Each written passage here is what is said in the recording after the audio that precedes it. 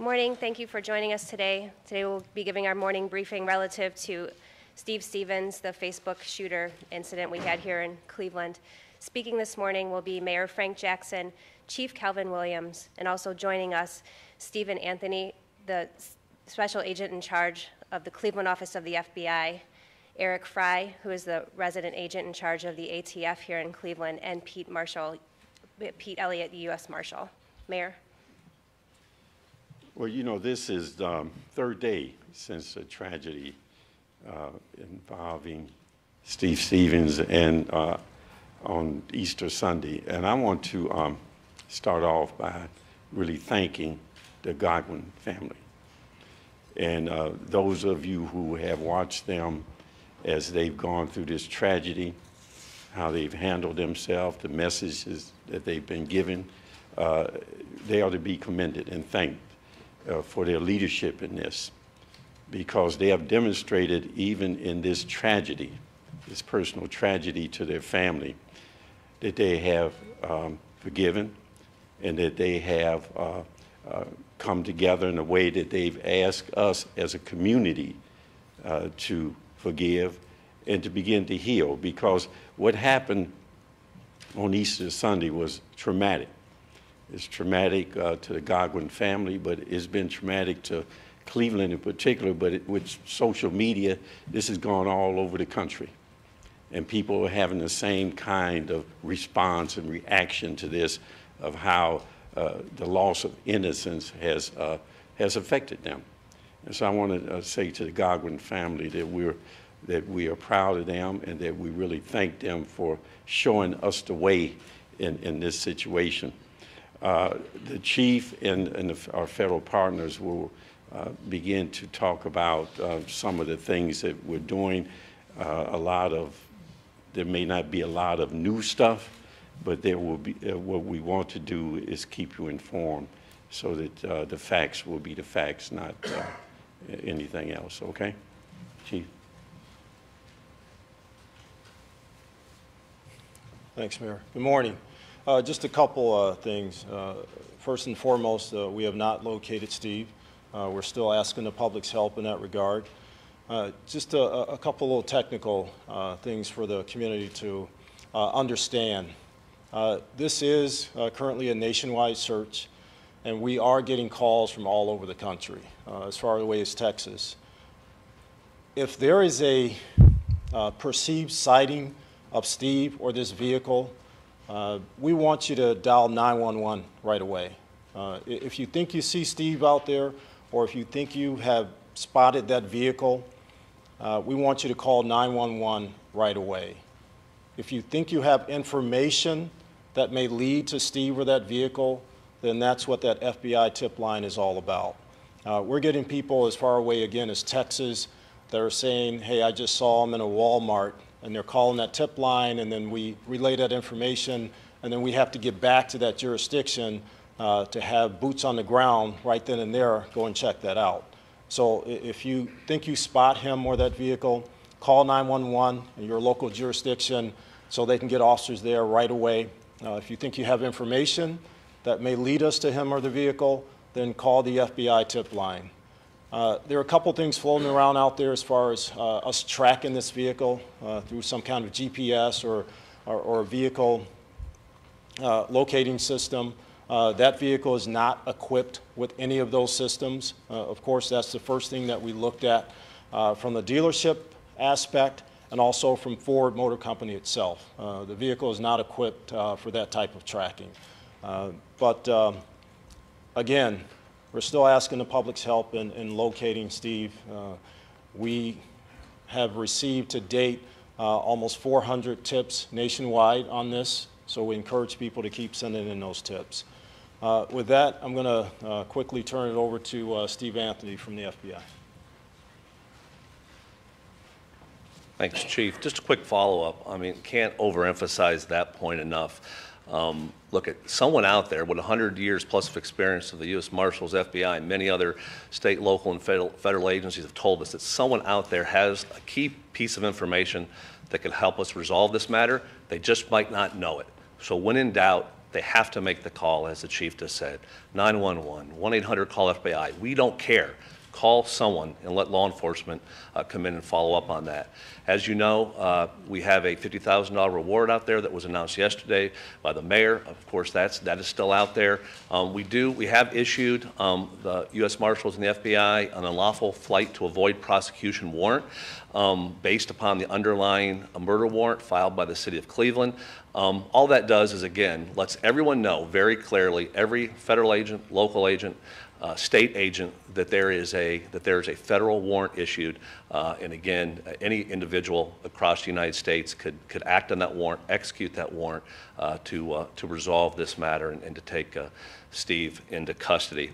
Also, as you know, we have billboards up throughout the country, again in the effort to make sure that Steve's face, his vehicle, is out there for the public to see. We can't thank you all enough for making sure that that's out there. We definitely believe that that'll be critical in resolving this matter. And again, as I know the marshal would agree, and he'll stand up here in a second, is that what we're trying to do again is to sort of close the aperture and to try to narrow the space. We wish we could provide more information and to more narrowly focus the search. Obviously, if we had that information, you would know about that. And again, we hope we get to that point so we could share that with you and again, try to elicit the public support to resolve this matter. So with that, again, just to reiterate, 911, the 1-800-CALL-FBI. See something, say something. When in doubt, call it. With that, Marshal Elliott. We're very fortunate here in Cleveland with our partners, because I really believe our strength here is in our partnerships together. So we have our task forces nationwide on this investigation across the country, not only within the Marshal Service but within the FBI. I made the comment the other day, I think we are going to get this individual one way or the other. We've seen a lot of cases through here, through Northern Ohio, over the last 10+ years. Some have run for a couple days, some have run for a couple years, some have killed themselves after they ran. So at the end of the day, we're going to use all our resources, put everything together, not only locally but nationally, and follow up on every single lead, no matter where it takes us, within this country or other countries. So, I'm very proud of all our partners here on both sides, and again, I'm very optimistic that we're going to bring closure to this. Thank you. If I may add one more thing.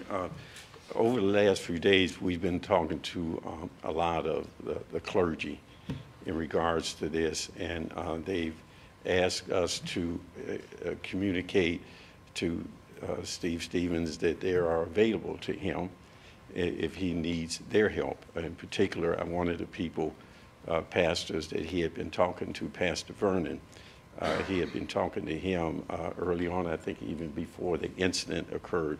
And so the clergy wanted me to mention that they are available for him if he, in fact, needs their counseling or feels that they could be of assistance to him in turning himself in. All right. Chief Williams, has the investigation stalled, or given so much exposure, why aren't we seeing more developments faster? No, I don't think the investigation is stalled. Like the marshal says, these things can take 2 days, they can take 2 weeks, they can take 2 years. It depends on the individual that's out there. It depends on their mindset and what they're planning on doing. And like I stated yesterday, it depends on if they're getting assistance or not. When people go on the run like this, at some point in time, they need help.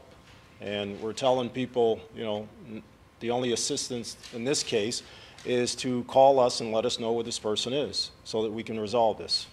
Chief, when's the last time anybody's had any communication with him? Can you pinpoint that time frame for us? As far as we can tell, it was the day of the actual incident. Are you sure that he's still alive? We're not sure, no. Can I ask Agent Anthony, has he been added to the FBI's most wanted list? Yeah, that's been reported. That's not accurate. He is, an extremely wanted fugitive by the U.S. Marshals and the FBI, but he's not technically on the top 10 list. Top 10, but do you have some level below that, just Mr. Stevens, Steve is a most wanted.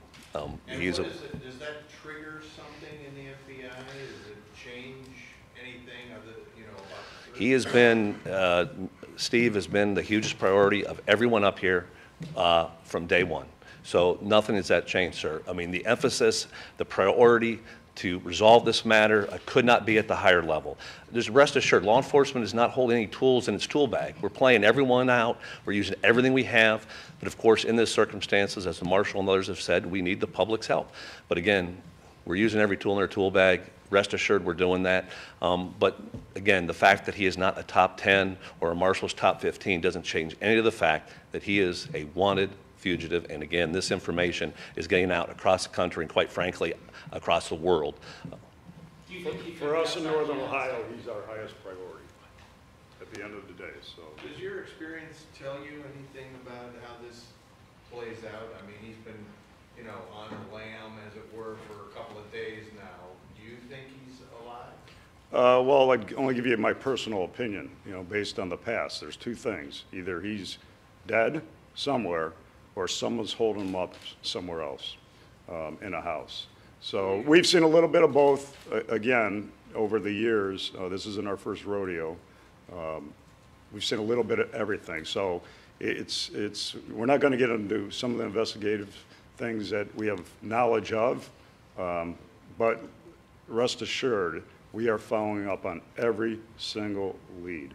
We've brought in tons of manpower, not only locally, but nationally. We have pretty much everybody working on this investigation in this case. So again, I'm very confident and optimistic that we'll bring closure here. Do you think he could be outside the United States? Did you ask me? Anything's possible.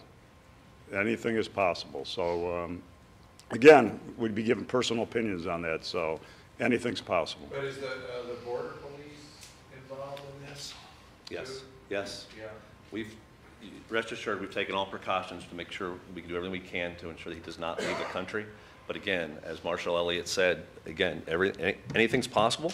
We believe we've collectively done what we can to mitigate that, and of course, they're involved. Again, there's not a federal agency in the United States that is not involved in some way, including our partners over here with the ATF, which we haven't mentioned.